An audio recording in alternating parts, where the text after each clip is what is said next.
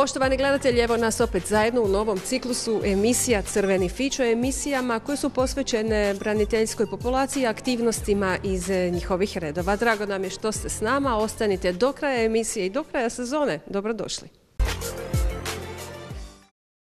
U Vinkovcima je obilježena 16. obljetnica ustroja gardijsko-oklopno mehanizirane brigade Hrvatske kopnene vojske, kojoj je nazočio i predsjednik Republike Hrvatske i vrhovni zapovjednik Oružanih snaga Zoran Milanović. Odaslane su poruke o snazi redova Hrvatske vojske, ali i podsjetnik na to kako je ona utemeljena upravo na redovima branitelja koji su 1991. krenuli u obranu domovine. Gardijska oklopno mehanizirana brigada Hrvatske kopnene vojske ustrojena je 2007. zajedno s gardijskom motoriziranom brigadom. Najveća je taktička postrojba kopnene vojske. Njezine postrojbe razmještene su na području 8 županija, a zapovjedništvo je smješteno upravo u vojarni 5. gardijske brigade Slavonski Sokolovi u Vinkovcima. Na obljetnice osnutka zadnjih godina pripadnike posjećuje i vrhovni zapovjednik. Brigada u svom sastavu ima 3 bojne koje nose imena legendarnih gardijskih brigada. Danas tako djeluju tenkovska bojna Kune, prva oklopno mehanizirana bojna Sokolovi i druga oklopno mehanizirana bojna Pume. U tu tradiciju utkana je žrtva koju su podnijeli hrvatski branitelji i kojima je temelj na kojima gradimo jaku i modernu postrojbu Hrvatske vojske. 571 pripadnik ovih brigada dao je svoje živote u Domovinskom ratu za jednu jedinu nam domovinu Hrvatsku. 17 je nestalih, 1888 je ranjeno i sveta nam je dužnost podsjećati mlađe naraštaje na njihovu žrtvu. Vojne organizacije nisu potpuno učinkovite ako uz ljudstvo nemaju dostatnu modernu opremu, rečeno je i napomenuto da se u zadnje vrijeme obavljaju pripreme za prijem vozila Bradley. Jedna od težišnih zadaća koja nas očekuje u bliskoj budućnosti je prijem integracija borbenog vozila pješaštva Bradley, za čiju operativnu uporabu školujemo i obučavamo pripadnike prve oklopno mehanizirane bojne Sokolovi. Samo dobrom pripremom možemo spremno odgovoriti na nove izazove te tako aktivno pridonijeti ispunjavanju NATO ciljeva sposobnosti. Svečanosti nazočan predsjednik Republike i vrhovni zapovjednik Oružanih snaga Zoran Milanović vojnicima je uputio prigodne riječi. Stojite, kao i svi mi u životima i karijerama, na ramenima prethodnika, titana hrvatske obrane, velikana, ljudi koji su obranili i oslobodili Hrvatsku u uvjetima embarga, vanjsko-političkih nejasnoća, magle u koju su se morali kretati, guste magle. Magle iz koje su izašli osunčani i opjevani. Još rijetki su aktivni, možda poneko, možda više niko u vašoj postrojbi.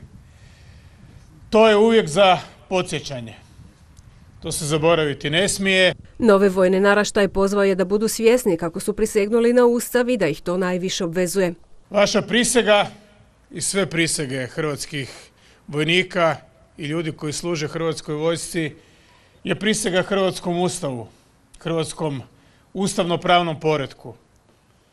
To je najvažnije. Vaše poslanje, kako god da to nazovemo, je obrana Hrvatske domovine, naše države, jedine države, države do koje je jedino nama stalo najviše, a svima drugima manje ili puno manje, i to je ono na što ste prisegnuli. I na to imamo utjecaja. To imamo jasan cilj, jasnu spoznaju i svijest o tome što to jest i što to nije, gdje su naše granice, tko su naši ljudi i šta kaže naš Ustav i demokratski politički poredak. Sve drugo izvan toga je manje jasno, udaljenije i na neki način mutnije. To treba zapamtiti. Prisegnuli ste Hrvatskom ustavu, prije svega Hrvatskoj domovini. Predsjednik je vojnicima poželio uspješnu karijeru i dostizanje najviše borbene spremnosti, no istovremeno poželio je svima u prvom redu mir. Posao koji ste odabrali je vjerojatno najteži posao koji postoji. To je tako, to je činjenica. To ne govorim zato da bilo kome povlađujem ili laskam. To nije laka odluka.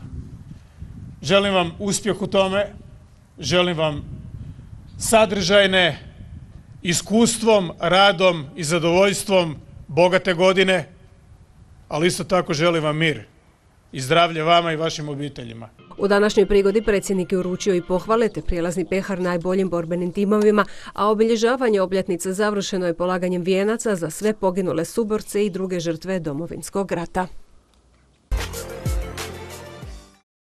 Prije 9 godina ustanovljeno je obilježavanje Dana hrvatskih branitelja Vukovara i to u spomen kada se u Bogdanovcima kod Vukovara okupilo više od 2500 muškaraca kako bi iskazali spremnost braniti ognjišta i kako neće šutke promatrati tada rastući srpski ekstremizam. Na prijedlog braniteljskih udruga odlukom gradskog vijećnika grada Vukovara iz 2014. godine 10. ožujka obilježava se kao Dan hrvatskih branitelja Vukovara.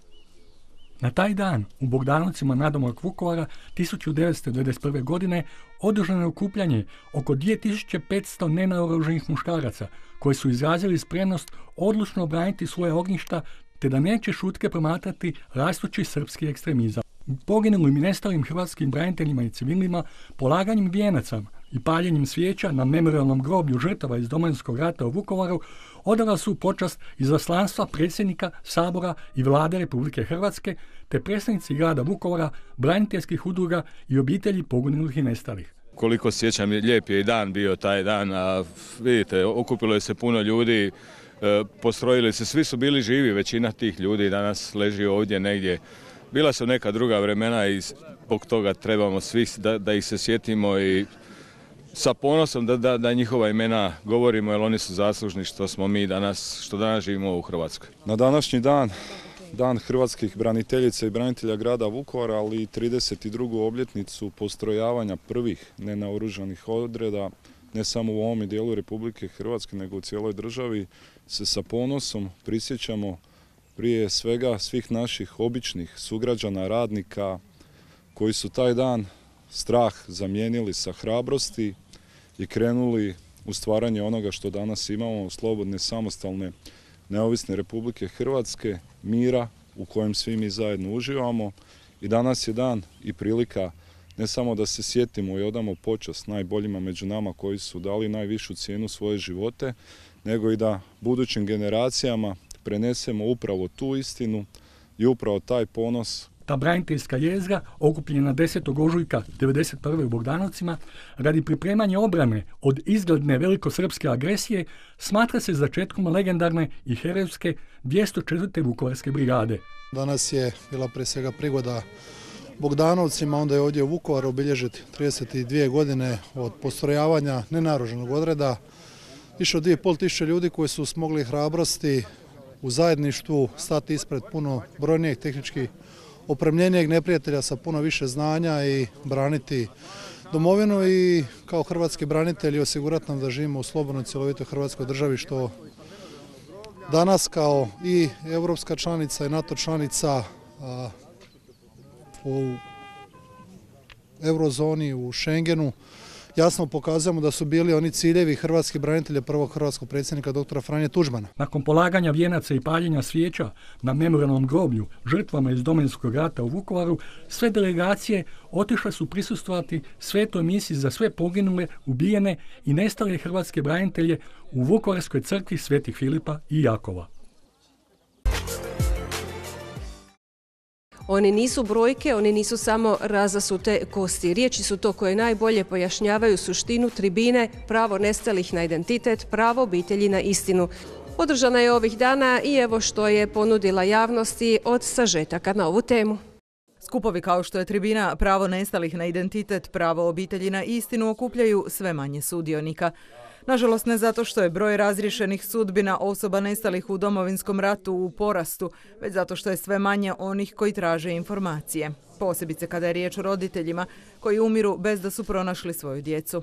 Izreka za koju će svatko od njih reći kako nije istinita je ona da vrijeme liječi sve rane. Već sam se i pomirila sa tom situacijom. Nestao je 1991. u Ernestinovu i ni glasa od onda, ništa. Ono što je u početku bila nada da ćete ga možda i živoga pronaći, da će doći iz nekog od logora. Sve je prošlo. Išli smo i na dočeke kad su vraćali ove zarobljenike, išli na iskapanja svagdje gdje je bilo, gdje se čulo i nikad ništa. Kako kaže gospođa Spomenka, nada umire posljednja. Primiri se pritaje, ali i onda opet rasplamsa. Osjećaj je to koji prati sve obitelji koje traže svoje najmilije. Pronalazak grobnice kod Bobote gdje su pronađene civilne žrtve i Stenje, znači pronalasci koji su se dogodili sada na području Vukovara uvijek otvaraju bude nadu ponovno obiteljima da će i oni dočekati taj dan kad će moći pokopati svoje najmilije. A takvih je obitelji još jako puno. Hrvatska traga za 1816 osoba s područja Osječko-baranjske županije, ih je 97. Najveći dio nestanaka veže se upravo uz područje Hrvatskog Podunavlja. Informacije su ključni problem, no kada se do njih dođe, čulo se na tribini, rezultati ne izostaju. Od pronalaska masovne grobnice na Boboti, pronalaska masovne grobnice u Marincima, pronalazak 2 hrvatska policajca u Kukunjevcu i evo Bogu hvala sada prije mjesec dana pronalazak masovne grobnice u Šarviz Doli. To nam je trenutno prioritet, ekshumacija je završila, čekamo rezultate DNA analize kako bi onda i obiteljima predstavili rezultate, a paralelno s time evo već zadnjih godinu dana radimo opsežna terenska istraživanja na području Petrovačke Dole, znači još uvijek aktivnog smetlišta na području grada Vukovara i nadamo se da ćemo i tamo imati pronalazak posmrtnih ostataka i uspjeha. Iako je većina ovih masovnih grobnica na području Vukovarsko-srijemske županije, njihov pronalazak ulijeva nadu i obiteljima iz Osječko-baranjske. Ove posljednje rezultate, ali i sve aktualne informacije nadležne službe i predstavnici udruga s njima su podijelili na tribini održanoj u Osijeku. Cilj je u stvari u suradnji pokušati uvidjeti gdje su problemi u procesu rješavanja pitanja nestalih osoba, gdje su možda moguća rješenja za te probleme, što se do sada napravilo, što se planira napraviti i u konačnici zajednički neki zaključak koji bi vodio prema ubrzanju procesa. Sve je manje i onih koji imaju informacije o masovnim grobnicama, ali šute, jer 30 je godina prošlo od rata. No s druge strane u Srbiji u ladicama stoje dokumenti koji također skrivaju informacije. Alvir kaže ne razumije zašto ih skrivaju jer pomogli bi i njima. Oni isto tako traže od Hrvatske odgovornost za rješavanje pitanja nestalih osoba srpske nacionalnosti, što i je u hrvatskoj nadležnosti, obzirom da je riječ o građanima Republike Hrvatske, ali dio tih informacija se također nalazi tamo. Međutim, znači ta stalna jedna politička retorika koju Srbija vodi i manipulira pitanjem nestalih, kroz to nije se promijenila kroz sve ove godine. Otvorena pitanja, ali i otvorene rane obitelji koje vape za informacijama. 30 i nešto godina je prošlo, toliko dugo traje da smo svjesni i sami da mnogi članovi obitelji nisu pronašli svoje najmilije, otišli su s ovog svijeta, umrli su, a da nisu pronašli grobove svojih najmilijih. Pitanje koje ostaje otvoreno i zbog toga što s druge strane iz Republike Srbije i neki koji žive na području Republike Hrvatske, a koji znaju istinu i znaju gdje se nalaze grobnice, gdje su pokopani i hrvatski civili i hrvatski branitelji, još uvijek šute i ne žele ništa reći. Na tome treba inzistirati i dalje vršiti pritisak, smatra zamjenik župana. Do Dana osječkih branitelja bit će cjelovito obnovljeno poznato osječko spomen mjesto Kapelica Kraljice Mira. Prvi put otvorena je 1995. Sad se cjelovito rekonstruira i obnavlja, a poslovi obuhvaćaju sanaciju vanjskog i unutarnjeg dijela. Biće postavljeni novi kip, te će sadašnji kip Kraljice Mira biti pohranjen u Franjevačkom samostanu, a novi dvostruko veći davat će cijelom mjestu upečatljivost kakva mu i dolikuje. Mjesto sabranosti i pijeteta, ali i domovinska atrakcija zbog položaja i značaja, u Osijeku je od svog otvorenja Kapelica Majke Božije Kraljice Mira na lijevoj obali. Kapelica je otvorena 1995. kao zavjetna kapela za skori povratak prognanog stanovništva u Baranju. Od tada ona je ujedno i mjesto sjećanja na sve žrtve stradale u obrani domovine, te 2012. okružena i spomen pločama s ispisanih 1320 imena poginulih branitelja i 403 civila.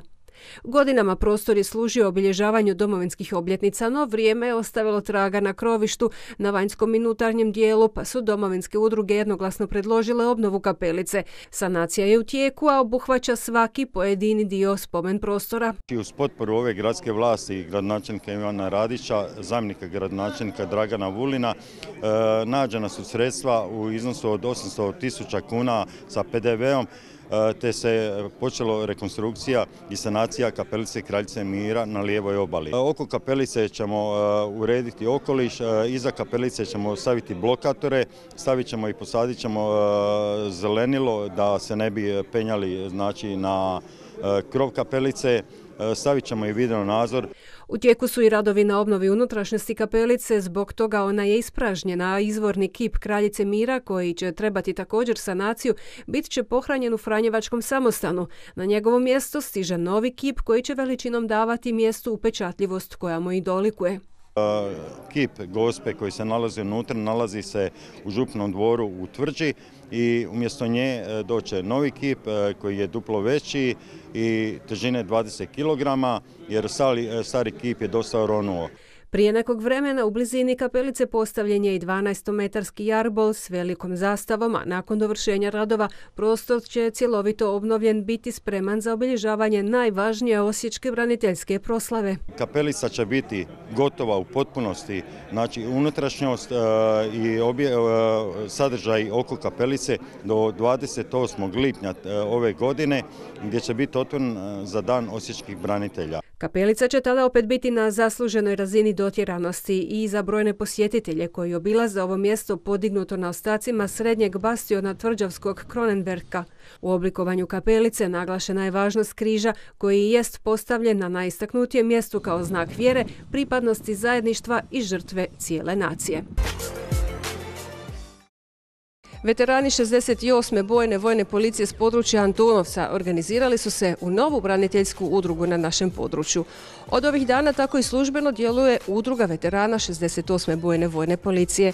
Žele, kažu, raditi na afirmaciji domovinskih vrijednosti, ali i pomagati svojim članovima koji su zbog oskudnih primanja često pali pod teretom švicarskog franka i izgubili sve do sada stečeno. Bivši pripadnici vojne policije kao i drugi branitelji žele se okupljati i kroz svoje svjedočanstvo promicati domovinske vrijednosti, ali i među sobom se družiti te dijeliti, kao što su to činili i tijekom rata, dobre i loše dane. Dio bivših vojnih policajaca okupljao se u županijskoj udruzi, no na području općine Antunovac odlučili su ekipirati se dodatno i angažirati baš na svojem mikropodručju kako bi radili sa svrhom koju su na osnivačkoj skupštini utvrdili. A svrha kao i ostali udruga, okupljanje, druženje, prisjećanje na poginule naše suborce, pomaganje. Ima nas koji su u ovim teškim vremenima ostali bez kuća, bez ovoga, bez onoga i to je. Jer sve je teže gledati kako suborci trpe zbog neimaštine i mizornih mirovina, a uslijed takvog stanja dio njih dotukla je i situacija s kreditima u švicarcima, što je dovelo do toga da oni koji su stvorili državu nemaju s čime stvarati svoj dom. Kad bi mogli, prvi projekti bili bi upravo rješavanje egzistencijalnih pitanja nekih od suboraca. Prvo riješiti stambeno pitanje nekih koji su ostali bez kojima je kuću odneo prokleti švicarac. Evo, to je to. Njima pomoći na neki način da se pomognu. Jer imaju, stvarno su neki na rubu egzistencije. Da nemaju nisu, nažalost, u ovome ko nije bio ranjen, imao je sreću ili nesreću da ne bude ranjen ili da ne bude ratni vojni invalid, nije ostvario nikakva primanja, nastavio raditi u civilnom sektoru. Firme su se pogasile i on je ostao na ulici. Prima neku naknadu nedovoljno za život od ministarstva. I tako su braniteljske udruge sve više i humanitarne, jer kroz svoje članstvo, akcijama i donacijama nastoje pogurati one koji sami teško mogu dalje. Kao osnovana udruga smjeraju prijavljivati projekte i poslovne inicijative kako ne bi ovisili o milodaru, kažu. Mi smo tek u osnutku, sa šta će dalje biti, ne znamo. Mi ćemo težiti tome, nećemo se samo da smo se okupili da budemo okupljeni, nego ćemo stvarno raditi da pomognemo jedan drugome. Na neki način možda nova era braniteljskih udruga i djelovanja. Ma naravno da, mi smo sad već zreliji i pametniji, mi smo 55 plus godina, tako da prošla su ona, ne znam, neka što bi rekli, kako se kaže u narodu, branitelji su se okupili pa jedu, piju, Mislim, ima toga, naravno, ne možeš nijedno okupljanje napraviti da nekom ne ponudiš nešto popiti pojesti, ali prva svrha je okupljanje ove udruge da se pomogne jedan drugome. Nova Antunovačka udruga broji više od 100 članova. Odlučili su članarinom stvoriti neku odskočnu dasku za administrativni dio, a ubrzo kreću u veće akcije i konkretnije projekte. Obilježena je obljetnica osnutka postrojbe specijalne jedinice policije Orao Osijek. Pripadnici su prošli niz bojišta od Vukovara do Prevlake. Riječ je o najelitnijoj postrojbi koju je policijska uprava Osječko-baranjska imala, a u znak zahvale položeni su vijenci i zapaljene svijeće za poginule članove ove postrojbe.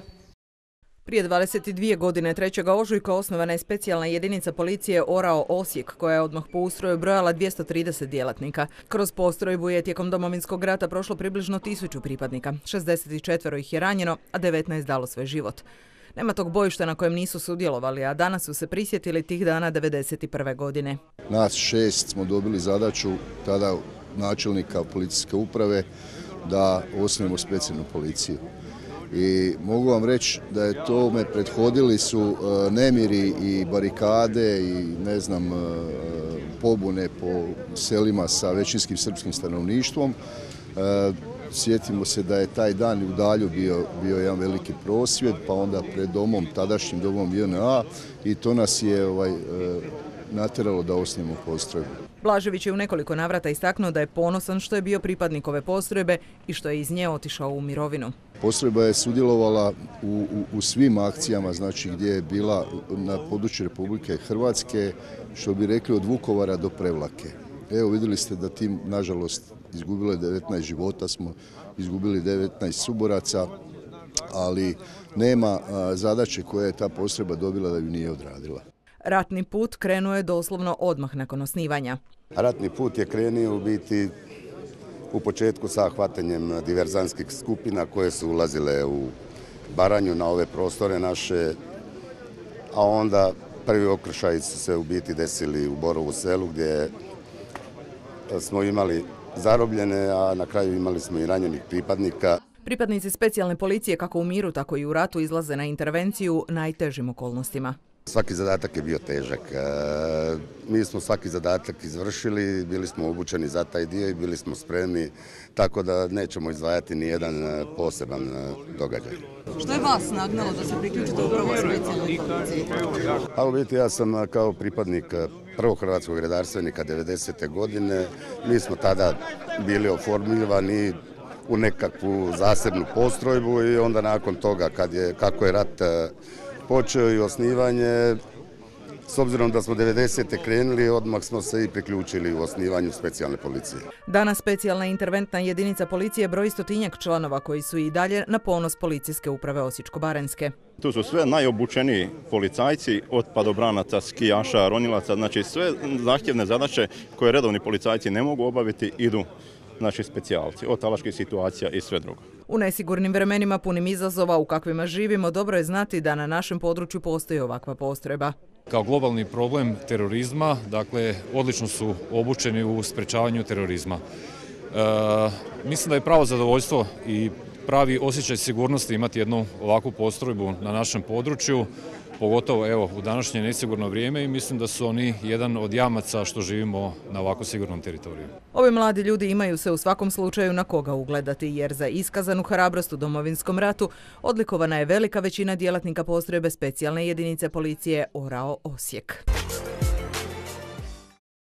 Poštovani gledatelji, svi vi koji ste nam već godinama vjerni i pratite emisije Crveni fićo, hvala što ste bili s nama i ovoga putka na početku nove sezone. Vidimo se za 2 tjedna, što je interval u kojem ćemo nastaviti emitirati do daljnjega. Poštovanje.